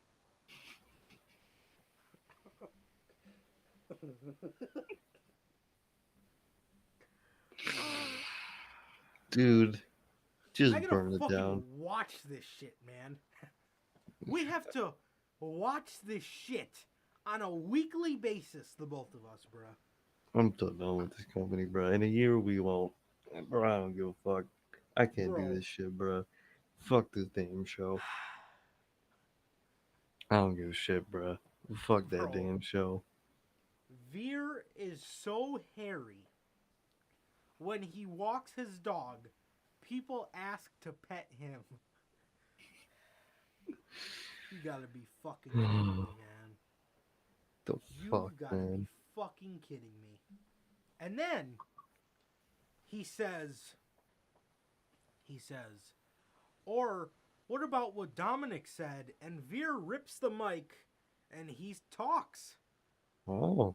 He says, "Enough, Jerry." He says, "Enough jokes. I'm not here to joke around." And Jerry keeps trying to make jokes with him, and Veer's like, "Stop making jokes." And then he's like, "I'm going to show you why." I don't know. He said, "I'm going to show him something." And he cornered Jerry, and all you hear is, "Booyaka, booyaka." Ugh. The Mysterios come out, and Veer starts whipping their ass. They start whipping his ass. He throws them both in the ring, and then Veer's standing on the apron, and the Mysterios want him to get in the ring, but he backs off. Ugh. Dude, no. First of all, get Jerry Lawler out of here in any capacity ever. Second of all, stop. Just stop. He is so hairy. Veer is so hairy. When he walks his dog, people ask to pet him. And Jerry's genuinely standing there with a smile on his face, like giggling. You're a Like, fucking dude, child, man. are Fuck you that guy. fucking 4? Yes. Alexa Bliss, next. Alexa Bliss defeats Nikki ASH in like 3 minutes. And Hannah Montana walks herself to the back with her new theme song. Oh, good lord. They interviewed her before the match, and she said, "Oh, just staying out of trouble. It's so good to be back at Raw." And then a horrible ass fucking theme song plays. And when she said she was staying out of trouble, she points at the Lily doll. The Lily's literally there because I'm sure they make a lot of merch money off of that. So You know it. They're gonna want to keep it around. yeah, because Alexa Bliss's target market kinda is to the kids. So a lot of kids are gonna buy those Lily dolls, which it is what it is. Exactly. I don't give a shit either way. I don't care. But next, you get the countdown to they gotta get us on commentary to announce Cody. that. Cody and Miz proceed to have one of the most fucking boring matches I ever seen from Sloppy Cody as Rhodes. hell. Bro, it was... The Miz sucks. The Miz fucking sucks, man. Dude, The Miz is so bad. And when you have a guy like Cody that needs a ring general, it is not a good combination. Cody's trying to fucking mat wrestle him the whole match. It's just like it looks like the most sloppy chain wrestling you've ever seen in your life. It was just so sloppy, dude. I'm looking. I'm like, what the fuck? Cody is on the top rope, and they have a thing for having Cody on the top rope and Seth pushing him off. They have a thing for doing that. I don't know why, but they do.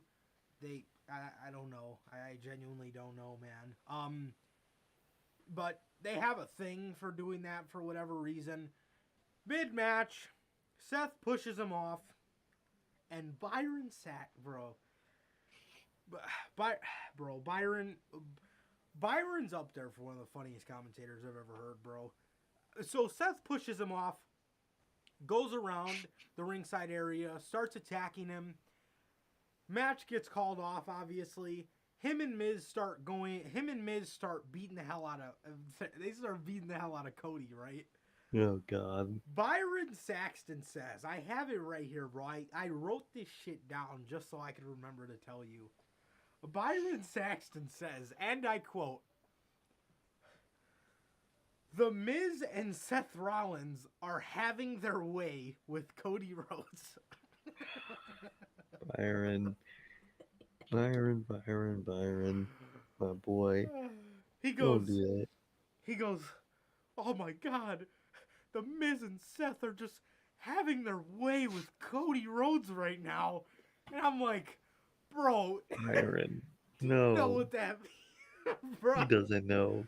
I'm His like, childish ass bro, brain don't know. I'm sitting there, I'm like, They're just fucking yo, bro. What the fuck, man? They're having their way with him, bro. They're what? having their way with Cody Rhodes. Bro, That ain't I was right, bro. dying laughing, bro. I'm like, yo, you gotta be. I'm like, this guy can't be fucking serious right now, man. Byron Saxton, bro, possibly the line of the year. That was, when I tell you, I laughed so hard. I laughed so hard when he said that, bro. Fucking Byron, bro. The Miz and Seth Rollins are just having their way with Cody Rhodes. Cody. Byron. Oh, unbelievable. Unbelievable, man. Ezekiel beats Chad Gable via roll-up, just like he did last week.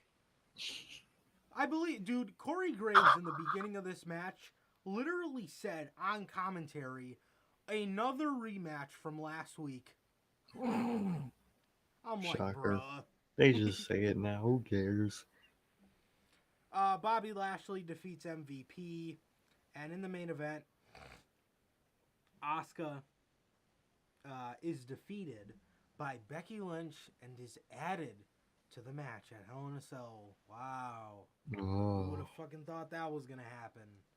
Good Who would Lord. have thought? I would have never thought that was going to happen. Bro, what was Becky wearing? I saw a screenshot, bro. Her head looked like a damn Annabelle doll. What the fuck? What is with that lady? Yes. Becky Lynch is added to the match at Hell in a Cell. Yay. After Ezekiel won, Kevin Owens said, "I don't care who you are anymore. I just care about beating the hell out of you.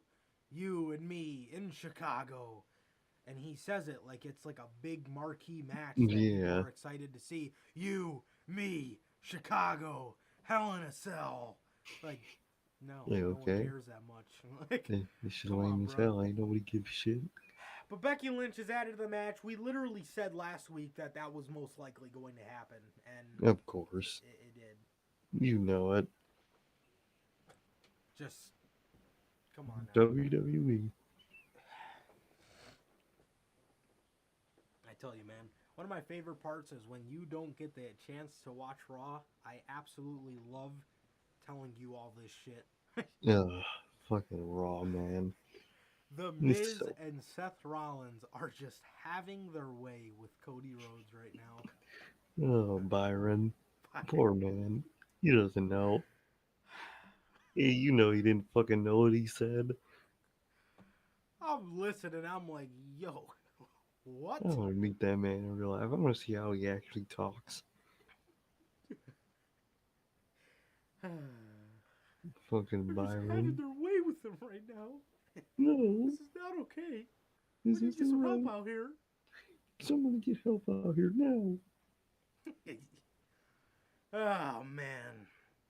Yeah, that was Yeah, raw. That was Fuck. fucking raw, man. didn't miss shit. No. It was so boring. But yeah, man. That's pretty much everything we got to go over for the week of wrestling, man. So, Yeah. with that, thank you guys for joining us for a late night unscripted, man. Sorry. But oh, no worries at all, man. No worries at all. Yeah, man. But yes, thank you guys for joining us with another edition of the late night unscripted, man. It's our own version of late night Dynamite. The Hell late night yeah. unscripted, man. So yeah, man. With that, man, that is going to do it for this edition of Notorious Unscripted. This has been episode 92, man. Yet again, if you guys did not get the merch, bonfire.com. The link is in the link tree on all my social medias, man, and it is in the link. It is in the top of the description in this video, man. So the link is in the description, like I said, right at the top of the description of this video, man. So yes, if you guys have not got the official merchandise yet, on the left, you got the base Notorious Heels Podcast logo. On the right, you got the Riddler-inspired, the best-kept secrets to the IWC shirt, man. Very cool, man. If you guys have not got a chance to pick some merch up, Hell it is yeah. available now on the shop, man. So with that, that is going to do it for this edition of the Notorious Heels Podcast, ladies and gentlemen. That is going to do it for this edition. Another great edition of Notorious Unscripted. And with that being said, ladies and gentlemen, it has been a pleasure, always a pleasure for my Johnny Mayhem. And Sir K. And that is going to do it for this edition of Notorious Unscripted.